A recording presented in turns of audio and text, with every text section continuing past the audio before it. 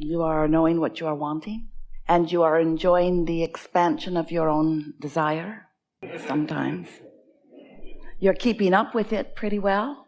In other words, do you think that what you desire is believable?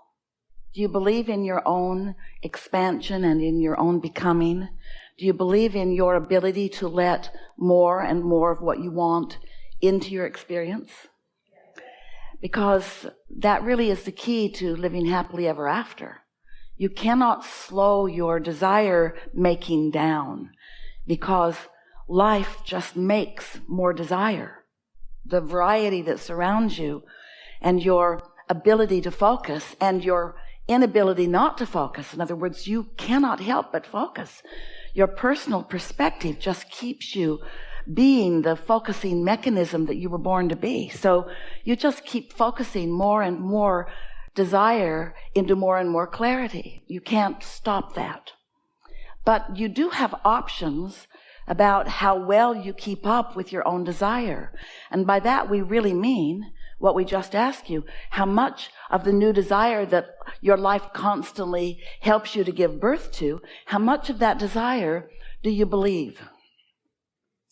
Sometimes, as you've been moving through life, you've not only picked up desire, but you've picked up conflicting beliefs about your desire. Your life sort of teaches you how you feel about things. And since most people are mostly just responding to life, in other words, most people are just having a knee-jerk response to life, so their life teaches them a sort of habit of thought. That's what a belief is. A belief is just a thought that you continue to think. It's a habit of thought. And so sometimes those habits of thought you pick up from those who were up close to you when you were very, very young. It's a very common thing that what your parents believed is what you believed, because as they believed it, it's what the law of attraction brought to them. And since the law of attraction brought it to them, then it manifested in their experience. And so you witnessed it. And what you witnessed is what you believe, because you'd feel crazy not to believe what you're witnessing. There it is right there in full view. The data is all right there. The proof is right there in front of me, and therefore I believe it. And so it's not the easiest thing to hear that you can believe differently, and therefore you can attract differently, and therefore life can be different, because most aren't doing that. Most are just observing.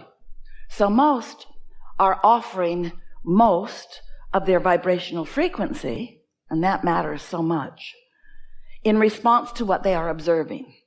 And because they're offering that frequency, the law of attraction is responding to that frequency and giving them more of what that frequency is. So it's really easy to come to believe in not enough of the things you want. Not enough money, not enough love, not enough kindness, not enough clarity. It's easy to believe it because that's what you're witnessing. We want you to realize that you have more options in what you believe, that you can believe past what is. In fact, we want to say that even more clearly. You gotta believe past what is if you want to be a deliberate creator. Most don't. Most don't believe beyond what is. It is, and so they observe it, they like it or don't. They have an emotional response that reflects whether they like it or whether they don't. They get more of whatever it is that they're focused upon, which makes them believe it more. And then most people set about taking those manifestations that are nothing more than response to their vibration and sorting them into piles. That's a good pile and that's a bad pile. That's a wanted pile. That's an unwanted pile. And then most humans argue over about the rightness or the wrongness of the piles, not realizing that they can participate in whichever pile of whichever subject that they want to, and that their attention to it is what causes more of that to come to them. This law of attraction is the law that organizes the entire universe. The law of attraction, in its purest definition, says that which is likened to itself is drawn.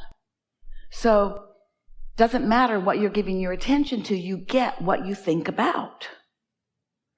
So the key is to think about what you want, even if what you've got isn't what you want. And some say, "Whew, that's not the way I think. I think I should face reality." And we say, we don't want to upend your beliefs, and we're not trying to get you to believe things that you don't already believe. It isn't about there being this belief system that we want you to believe in.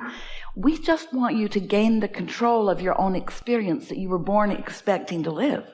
We just want you to be the deliberate creator that you were so excited about being when you made the decision to come into this leading edge environment.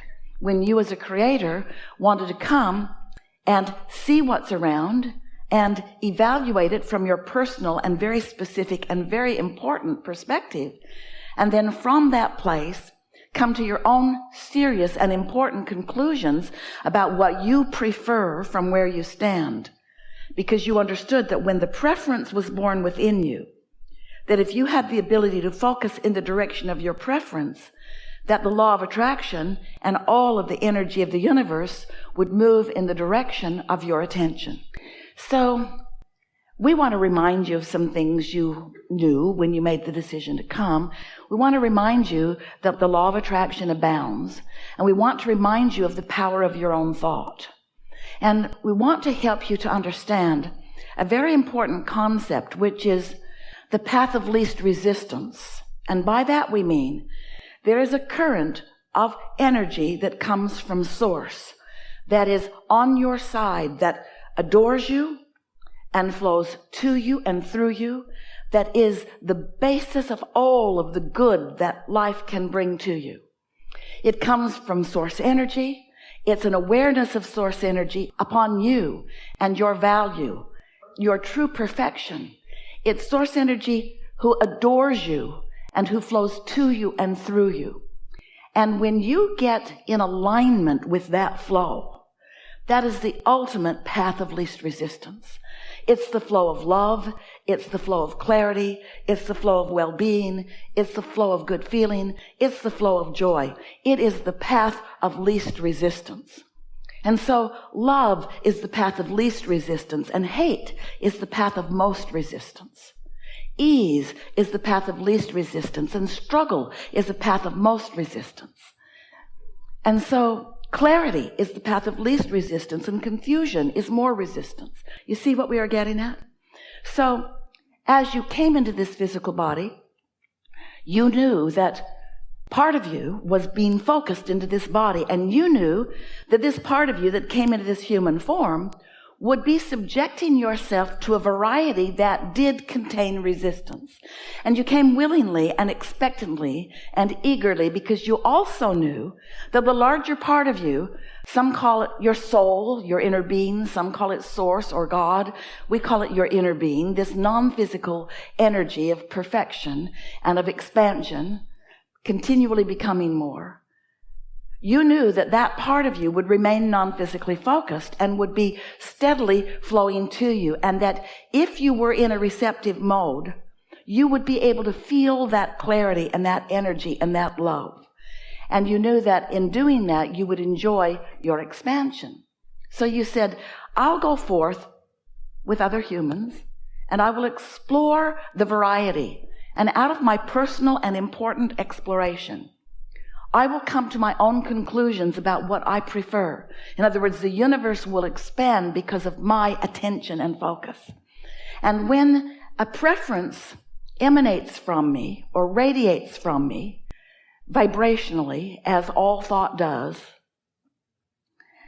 that thought will be understood by my inner being and will be focused upon by my inner being, will absolutely and actually be held in a vibrational environment. In other words, my inner being will receive my desire, will understand it, and will become it, and will hold the vibrational essence of it.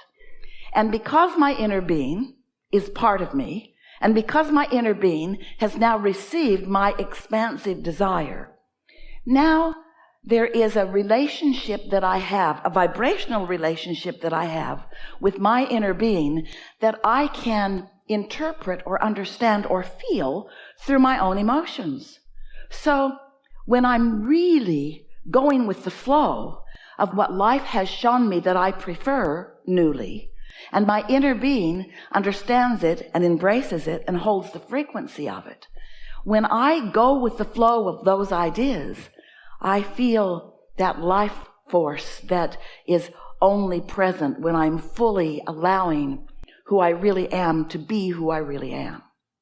But if I give birth to a desire, but instead of going with the flow of it, I hold myself in resistance of it because I'm looking at the environment that caused me to desire it rather than the desire itself. In other words, I want more money, but I don't have enough. And if I continue to focus upon the lack of money, while my inner being is focusing upon the abundance of money, then I'm holding myself in vibrational opposition to my new decision, and I'm not going with the flow. And my not going with the flow is a path of more resistance, while my going with the flow is a path of more allowance. Resistance doesn't feel good, allowance feels good. And so that's really what we want to talk about, that and the law of attraction and your relationship with source energy and the fact that you can be or do or have anything. We want to show you how to understand your emotional guidance system and how to focus in a way that allows you to be less resistant more of the time and more allowing more of the time and therefore more joyful more of the time, more in control of your own life more of the time, more loving toward others, more supportive of others, more uplifting for others, more of the energy that creates worlds rather than the energy that holds the creation back just a little bit. And the thing is, you can't hold the creation back. You can just make yourself miserable trying. Because once a desire is born, it's off and running. Because that's what you said you were here about. So briefly, we just want to remind you that there is a creative process that once you get in sync with it, you will find such success at flow and ease and becoming in the way that you really mean to. So step one is life causes you to sift and sort and evaluate and decide. Life just gives you contrasts that causes desire to be born.